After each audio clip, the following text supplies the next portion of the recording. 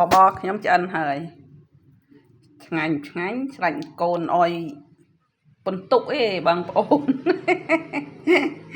នេះមិនដាក់ខ្ទឹមពងទេចាំដួសញ៉ាំចាំដាក់ខ្ទឹមពង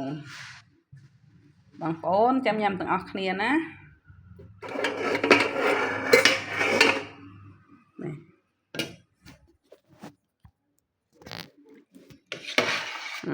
រត់អាសាច់នេះបងប្អូន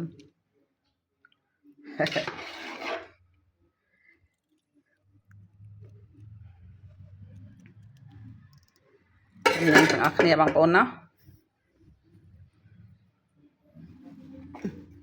នេះជី